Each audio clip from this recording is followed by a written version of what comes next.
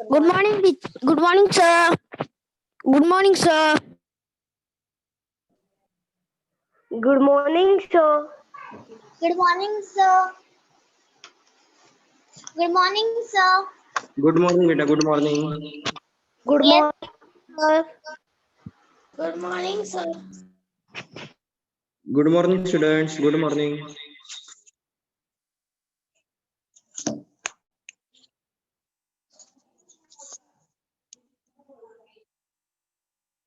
हमारे पाठ का नाम है पेड़ हमारे मित्र. मतलब ये जो पेड़ रहते हैं, पेड़ पौधे रहते हैं, ये हमारे मित्र रहते हैं, हमारे फ्रेंड रहते हैं. हाँ, हमारे फ्रेंड जैसा वो खेलते कूदते नहीं है, हमारे साथ मस्ती नहीं करते, लेकिन वो हमारे लिए बेटा बहुत कुछ करते हैं. हमारे लिए वो बहुत कुछ करते हैं. देखो, अभी हम पाठ के बारे में जानकारी प्राप्त करेंगे. मेरे घर के आंगन में बड़ा सा आम का पेड़ था. वो जी लेखक है. लेखक क्या कह रहा है कि मेरे घर के आंगन में, आंगन मतलब पता है बेटा सभी को, घर के सामने वाली जो खुली जगह रहती है उसे हम क्या कहते हैं, आंगन कहते हैं. तो लेखक क्या कह रहा है कि मेरे घर के सामने जो भी आंगन है, उस आंगन में एक बड़ा सा आम का पेड़ था. सभी कहते थे कि उसे मेरे दादाजी ने लगाया था. मतलब उसके घर वाले, आजू बाजू वाले सभी कहते थे कि वो जो आम का पेड़ है उसे किसने लगाया था, उस लेखक के दादाजी ने, मतलब पप्पा के पप्पा ने उसको लगाया था. मेरा बचपन उसी पेड़ की घनी छाया में खेलते कूदते बीता. वो लेखक क्या कह रहा है कि जो मेरा बचपन है, मतलब जब मैं छोटा था, तब मेरा जो बचपन है उसी पेड़ के नीचे खेलते कूदते हुए बीता. मतलब लेखक जब छोटे थे तब वो पेड़ के नीचे बैठकर खेला करते थे. उनके फ्रेंड रहेंगे, जो भी रहेंगे, उनके साथ वो पेड़ के नीचे बैठकर खेला करते थे. आगे, जब हम आंख मिचोली खेलते तो मैं उसकी शाखाओं के पत्तों में छिप जाता था. देखो लेखक क्या कह रहे हैं कि जब हम आंख मिचोली खेलते थे, आंख मिचोली मतलब पता है ना, हाँ, हाइड एंड सीक बोलते हैं बेटा अच्छे से. जब हम आंख मिचोली खेलते थे तब मैं क्या करता था, उसकी शाखाओं के पत्तों में छिप जाता था. शाखा मतलब बेटा ब्रांच. आम का पेड़ कितना बड़ा रहता है सभी को पता है. देखो यहाँ पे एक चित्र भी दिखाया है. ये ब्रांचेस है बेटा, ये शाखा है. देखो ये शाखा है, आपने साइंस में सीखा रहेगा बराबर. ये शाखाओं के ये जो पत्ते हैं, ये सारे पत्ते हैं, उन पत्तों में लेखक छुप जाता था. बरसात के दिनों में उस पर झूला बन जाता, मैं खूब झूलता. देखो लेखक ने कैसी मौज मस्ती की है. लेखक क्या कह रहा है, जब बरसात के दिन आते थे तब हम उस पर झूला बांधते थे और झूला झूलते थे. त्योहार के समय, ध्यान दे बेटा, यहां से चलो. त्योहार के समय उसके पत्तों के तोरण से घर के द्वार सज जाते.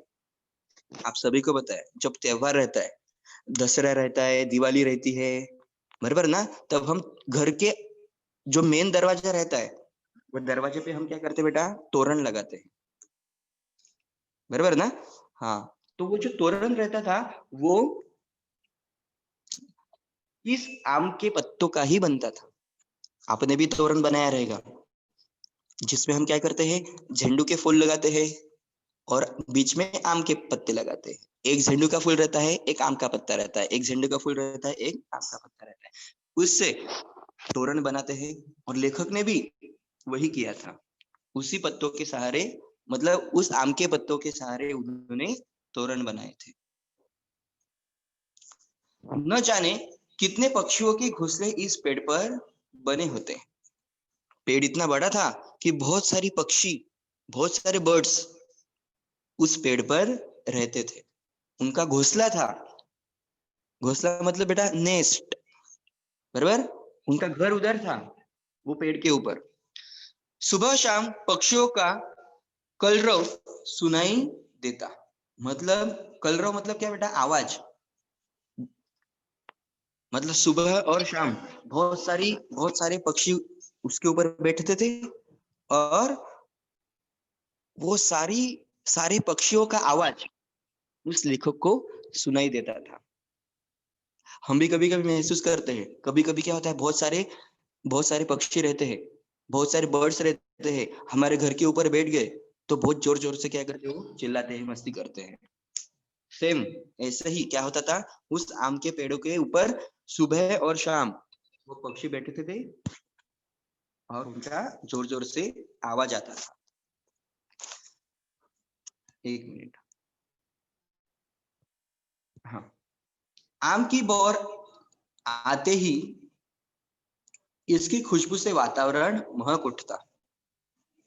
मतलब जब बेटा आम का सीजन आता है, तब आम के सीजन में क्या होता है कि उस आम से इतनी मीठी मीठी खुशबू आती है। जो कच्चा आम रहता है ना, तो पका हुआ आम रहता है, उस पेड़ पर लगते थे और तभी इतनी अच्छी खुशबू आती थी कि पूरा जो वातावरण है, मतलब पूरी जो सराउंडिंग है, वो एकदम महक उठता था। महक उठता था मतलब सबको एकदम अच्छा सा मैंगो का स्मेल मिलता था। सबका मन एकदम प्रसन्न हो जाता था। आम लगते ही मेरी दादी माँ न जाने क्या क्या बनाती। कभी चटनी, ये देखो इधर दिया बेटा, कभी चटनी, अचार, आमचूर, तो कभी मुरब्बा। मतलब जब आम लगते थे तब उसकी दादी, मतलब लेखक की दादी क्या क्या बनाती थी उस आम से?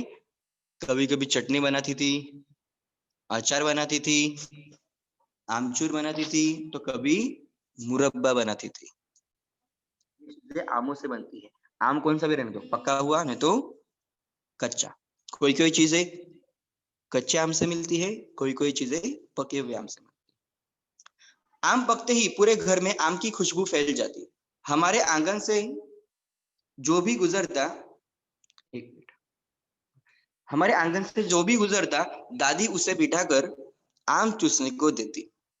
देखो, और जब आम पक जाते थे तो सब जगह आम की खुशबू भी फैली जाती थी, और जो भी हमारे घर के सामने से गुजरता था दादी माँ उसे जबरदस्ती बिठाती थी और आम चूसने को देती थी, आम खाने को देती थी। सभी आम की मिठास की तारीफ करते तो दादी के चेहरे पर संतोष की एक मुस्कान फैल जाती। सभी लोग आम खाते थे और आम कैसा रहता था, बहुत मीठा रहता था। बहुत मीठा रहने के कारण सभी बच्चे, सॉरी, सभी लोग उस आम की तारीफ करते थे। जब दादी माँ तारीफ सुनती थी कि रे हाँ, दादी माँ वो तारीफ करते थे, हाँ आपका आम कितना अच्छा है, कितना मीठा है, तब दादी माँ बहुत ही खुश हो जाती थी। उनके चेहरे पर मुस्कान आ जाती थी। चेहरे पर मुस्कान आना मतलब बेटा बहुत खुश हो जाना, वो बहुत खुश हो जाती थी।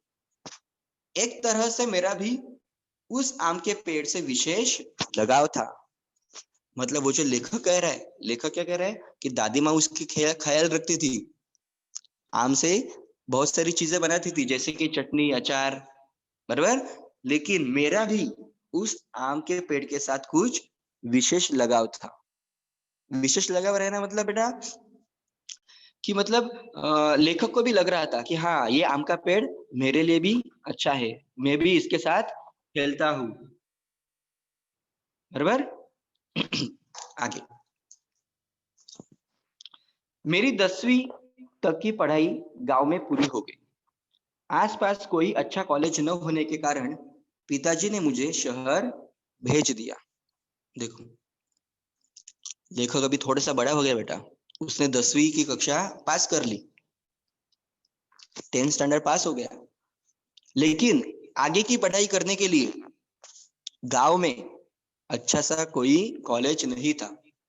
इसलिए पिताजी ने लेखक को शहर भेज दिया।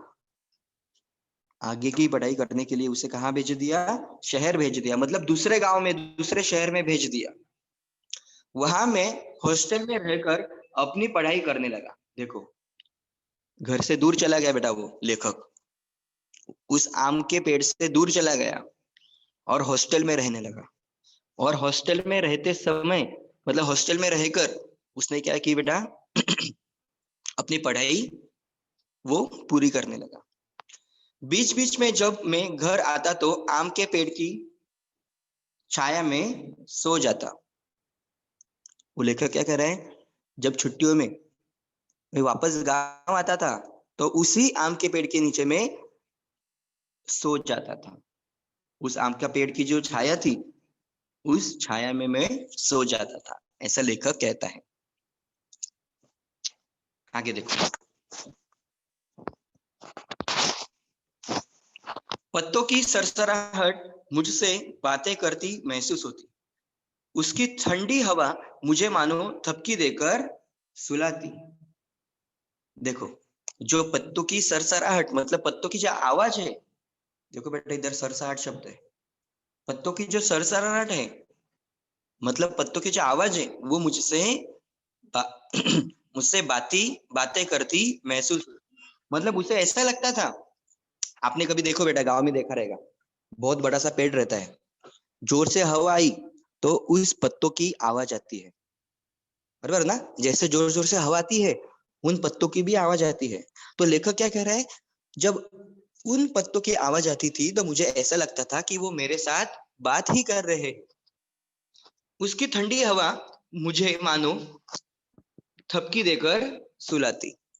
देखो, उस पेड़ के नीचे बहुत ठंडी ठंडी हवा लगती थी तो ऐसा लगता था कि वो मुझे थपकी देकर सुला रही है। थपकी देकर सुलाना मतलब पता है ना? हाँ, जो हमारी माँ क्या करती है, छोटे बच्चों को देखो, छोटे बच्चे नहीं सोते तो अपने मम्मी न तो पापा हमें नजदीक लेते हैं और हमारे पेट के ऊपर क्या करते हैं, पीठ के ऊपर क्या करते हैं, थपकी देकर हमारी मतलब हमें सुला देते हैं। वैसे ही वो जो ठंडी हवा थी, तो लेखक को ऐसा लग रहा था कि ये ठंडी हवा मतलब पेड़ मुझे क्या कर रहा है, थपकी देकर सुला रहा है। मैं मानो सपनों की दुनिया में खो जाता। वो इतने अच्छे से सुलाता था कि लेखक क्या कह रहा है कि मैं सपनों की दुनिया में खो जाता, मतलब मुझे बहुत अच्छे से नींद आती थी।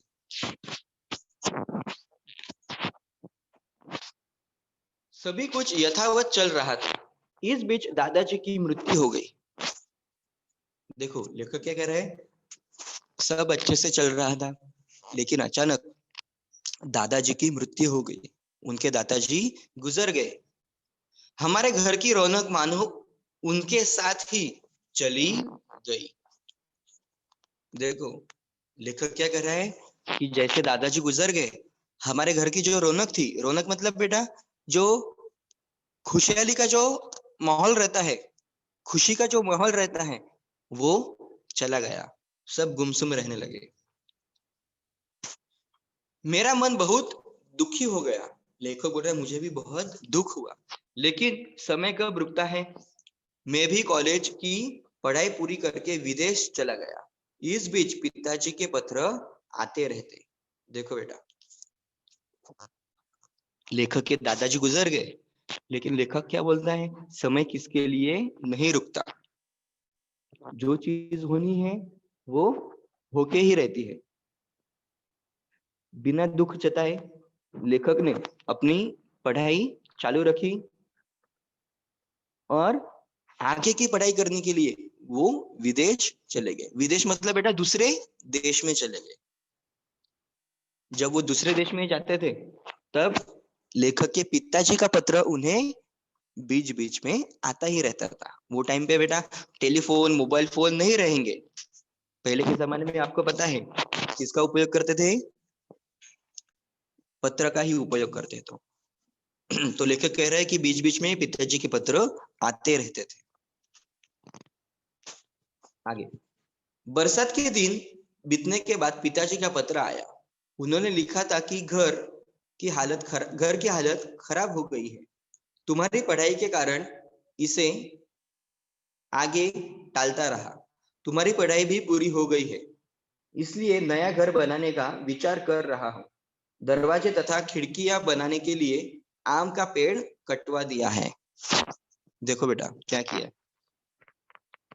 अब लेखक की पढ़ाई पूरी हो गई है, लेखक की पढ़ाई पूरी हो गई है।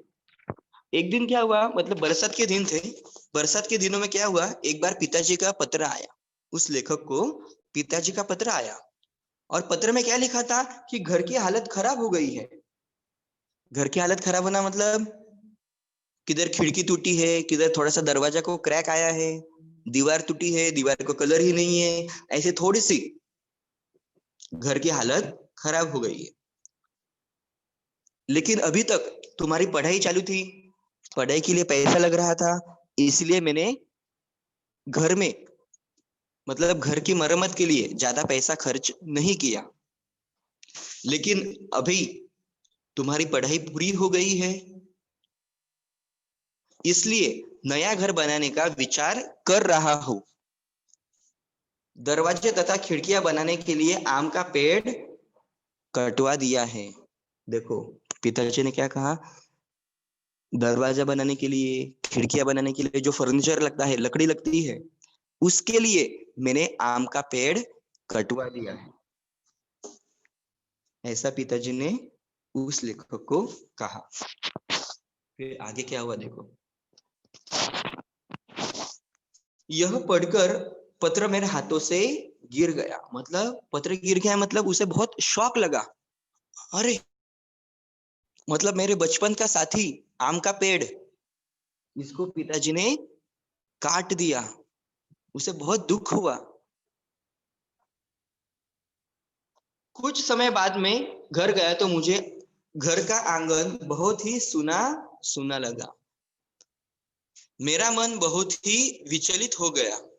मुझे ऐसा लगा मानो मेरी दादाजी की मृत्यु अभी ही हुई हो।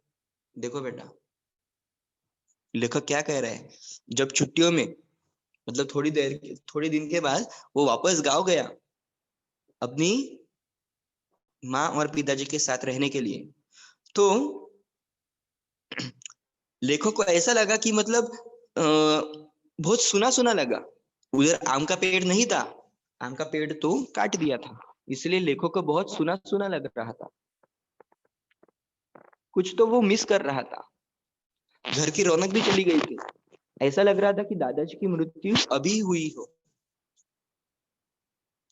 तभी मैंने निर्णय लिया कि मैं इस अपराध का प्रायश्चित जरूर करूंगा।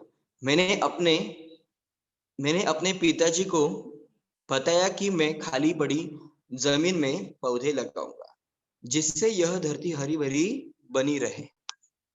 देखो लेखक क्या कह रहे हैं, ये जो अपराध हुआ है, कौन सा अपराध, हमने एक पेड़ काटा है, एक पेड़ हमने काटा है। ये जो हमने अपराध किया है, इस अपराध का प्रायश्चित हमें जरूर करना चाहिए।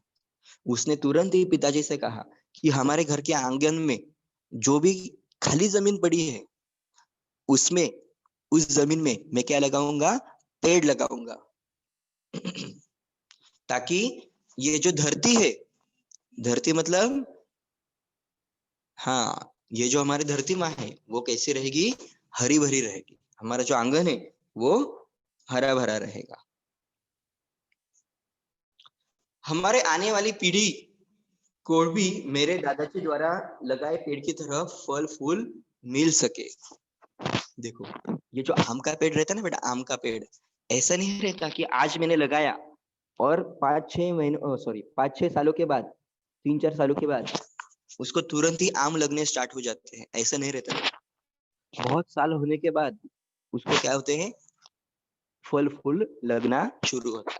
तो लेखक क्या कह रहे हैं कि जैसे मेरे दादाजी ने पेड़ लगाया था, उसके फल किसने खाए, मैंने खाए, वैसे ही मैं भी एक आम का पेड़ लगाऊंगा और उसके फल हमारी जो अगली पीढ़ी है, मतलब लेखक के लड़के, लड़के के लड़के, वो भी उस आम के पेड़ के फल फूल उन्हें मिल सके। पक्षियों को घोंसला तथा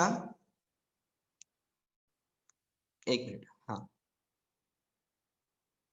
पक्षियों को घोंसले तथा जानवरों को चारा मिल सके, समय पर बारिश हो, स्वच्छ हवा तथा शांत वातावरण मिला, मिले, पर्यावरण में संतुलन बना रहे, यही मेरे दादाजी और दादी जी को सच्ची श्रद्धांजलि होगी। यह निर्णय लेकर मेरा मन शांत हो गया। मतलब उन्होंने निर्णय लिया था लेखक ने कि मैं जो खाली जगह है वहां पे पेड़ लगाऊंगा। तो ये जो लेखक है, लेखक क्या कह रहा है कि जो मैं पेड़ लगाऊंगा वो किस लिए लगाऊंगा? जो आने वाली पीढ़ी है, मेरे लड़के, लड़के के लड़के, उन्हें आम के पेड़ों से कुछ फायदा हो, जैसे कि उन्हें फल मिले, फूल मिले, पत्ती मिले, बराबर, पर्यावरण का संतुलन बना रहे। पर्यावरण का संतुलन कैसे बनाते हैं पेड़? आपको पता है बेटा, आपने साइंस में सीखा है, बराबर। हाँ, बारिश अच्छी हो, ये भी आपको साइंस में सिखाया रहेगा, ईवीएस में सिखाया रहेगा कि बहुत सारे जब पेड़ रहते हैं तो ही बारिश होती है। जितने ज्यादा पेड़ उतनी ज्यादा बारिश। तो अच्छे से बारिश आने के लिए, पर्यावरण का संतुलन बनाए रखने के लिए, पक्षियों के घोंसलों के लिए, जानवरों